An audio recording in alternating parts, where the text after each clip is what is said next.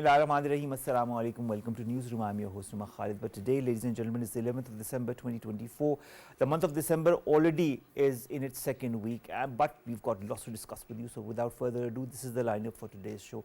We'll begin, ladies and gentlemen, with the latest situation as far as Syria is concerned, whether it be Israel's military that says that it has carried out around 480 attacks. I'll repeat the number, 480 attacks in the past 48 hours, which means the number of hours multiplied by 10.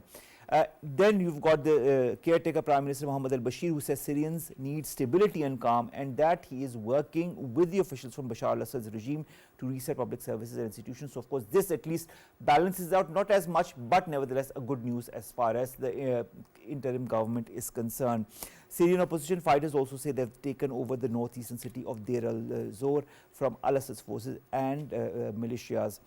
This and more will be discussed in our first segment. There are so many complexities also internationally, nationally, and it is, there's so much of tug pulling as far as Syria is concerned that it makes the regional situation even more complex. Our second story, ladies and gentlemen, concerns a certain news network in the United Kingdom that has been, putting up or highlighting or systematically, showing structural systematic bias as far as the coverage of the Muslim population is concerned, which brings us to mind again the whole concept of Islamophobia.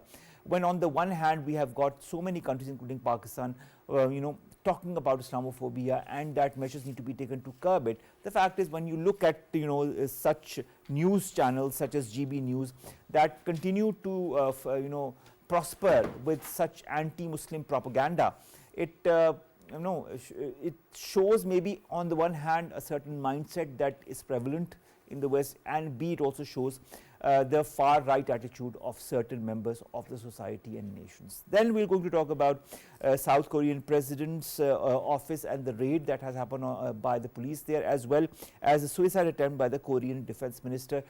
He's alive, but he did try to take his life. And of course this was also under the pressure because of the whole situation that has emanated because of the martial law that was imposed for a couple of hours. Then the whole thing was retrieved, and now the Korean president is under a lot of scrutiny just because of that. That is why his office was also raided. Finally, we are going to talk about the International Mountain Day that is being observed across the world, including in Pakistan today. The day, of course, aims at raising awareness to improve the conditions of the mountains as well as populations living near them. The theme this year is mountains are a solution for a sustainable future, innovation, adaptation and the youth. Important message for an important day, because Pakistan also, remember, is a country that is surrounded by mountains. We have to go to a short break. We'll be back right after. Stay tuned.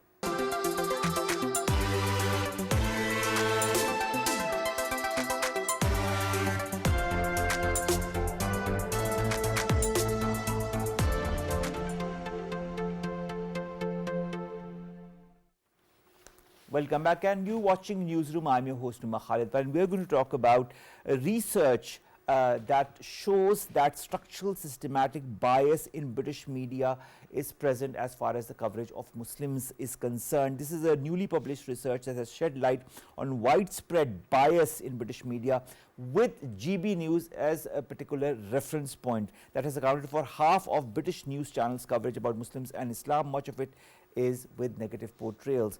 We've been joined by two guests. Let me introduce them to you one by one. In the studios, we've been joined by Dr. Aisha Bhatti. She's a foreign affairs analyst. Thank you very much, Dr. Sabah, to have joined us. And online, we've been joined by Rashda Hamid. She's a human rights activist who joins us all the way from the United Kingdom. Thank you very much, Rashda Hamid, to have joined us. I'll begin with you, Dr. Aisha. Dr. Aisha, this research that sheds light on this particular bias vis-a-vis Muslims in the United Kingdom that is perpetrated through media.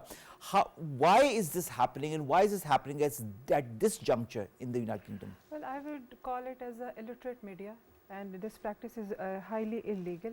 And if we look into the reasons why they are being done, and specifically to the Muslims only, however, we can see that the Muslims living in UK, they are about 6.5% of the total population, and in London alone, they are 15% of the population. It makes 4 million of the Muslims over there coming all around the world, and yet the major media agency, they are targeting Muslims specifically, and they are trying to make a negative image out of it, and that is really systematic. And the reason behind it could be the white supremacy, or probably their own psychological or their own social issues on which they are feeling so uncomfortable. They might think that the Muslims are problem for them, or probably for their society. But once we look into the aftershocks of it, or after effects of it, and the negligence of the government in it, that they are not taking enough, providing enough support to the Muslims over there, and they are trying to shun the idea, and all those agencies who are working against it, especially this on this you are basically targeting a minority on the basis of races and the religion. So eventually it actually going to harm their own society as well, because there is something we call it the social cohesion, and this cohesion is only possible if the society, the whole society is on the same page.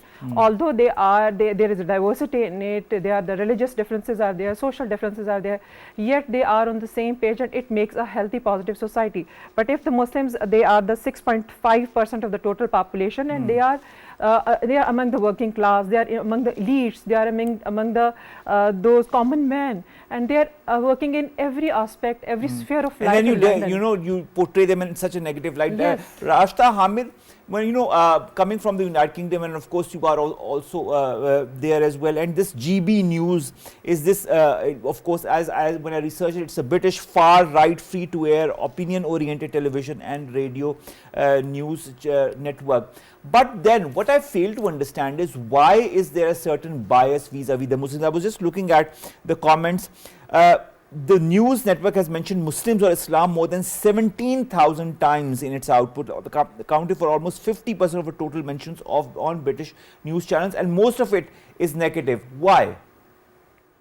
Can I just address one thing? GB News itself is owned by a person called Nigel Farage, who himself is a far-right politician. He's unfortunately a minister of this country as well. Now, when he took this channel out, you have to look at the reason as to why GB News came into effect. The reason why Nigel even opened up this channel, and yes, it is a far-right channel, yes, it is heavily opinionated, and yes, it is very Islamophobic as well, but that is his stance politically as well. What he's used this channel for is to have his own political gain, have his own followers follow him through this channel, which is why if you have a look at the way that the news operates at this channel, it is very much Islamophobic. Now, because of the Islamophobia reasonings, which is what I was reading a few articles just before joining the show, if you have a look at what Ofcom have done recently, they have sanctioned they have used some impartiality enforcement against GB News, but they haven't sanctioned them. Now, if this same channel was saying something anti-Semitic, there is no way this channel would even be open today. And it's unfortunate that the Muslim agencies in the United Kingdom haven't voiced this concern before. I actually have to applaud the British Muslim Council, who took this initiative to write this report and over the last 2 years, and they've seen what negative media has shown through GB News, especially with over 50% of all British media, the most Islamophobic media came out of GB News. If you have a look at that, and then, like I said, if it was anti-Semitic, that channel wouldn't be running today. Because it's Islamophobic, unfortunately, our Muslim platforms in this country are not doing enough and not raising their voice enough against these sorts of channels, and even print media, online media. We need to be lobbying, and we need to have a strong voice against it. Otherwise, these channels are going to carry on doing what they're doing. They're going to carry on having their followers, and they're going to constantly have political lead. All right. Before I go back to my guests in the studios, I'd like to ask you again, Rashda, something very important. You remember the far right riots that broke out across the United Kingdom that followed a stabbing incident in Southport on the 28th of July? Don't you feel it is reports and such bias that further exacerbates the existing pressures or tensions between the different communities in the United Kingdom? And if that is the case, do you feel there is a certain limit to free speech that should be curtailed in important communities such as that in the United Kingdom, where there are different communities, including a huge percentage of Muslims? Absolutely. I mean, it's deeply ingrained structurally and systematically, unfortunately, within the UK, the coverage of the Muslims. And it does affect the Muslim community, and it affects general ethnic minority communities as well. If you have a look at the stabbings in Southport, it wasn't actually a Muslim who stabbed anybody, but that's the way the media portrayed everything. So what you've got to understand is, like I said, if our communities themselves don't raise enough awareness, don't raise their voice against these sort of systematic corruption, and like I said, Ofcom, I believe this is the first report they've received from any Muslim community who's given such a detailed report to suggest that actually this is Islamophobic. You are hurting the sentiments of thousands of Muslims in the United Kingdom, right? And because of that report, now that's been highlighted, Ofcom have been aware of that, and they have enforced an impartiality regulation. However, they haven't imposed sanctions. What we need is other Muslim platforms to come forward to at least protect not only the Muslim communities and our image in the United Kingdom, but also for our future generations as well.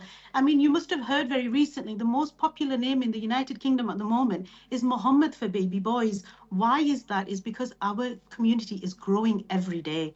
What we need is for our Muslims to step up and not be afraid. There is nothing to be afraid of. We need stronger lobbying. We need stronger voicing. Yeah. I agree with you on that, Rashda, and thank you very much to have joined us. We're a bit short of time, but thank you so very much to have joined us to talk about this very, very important topic.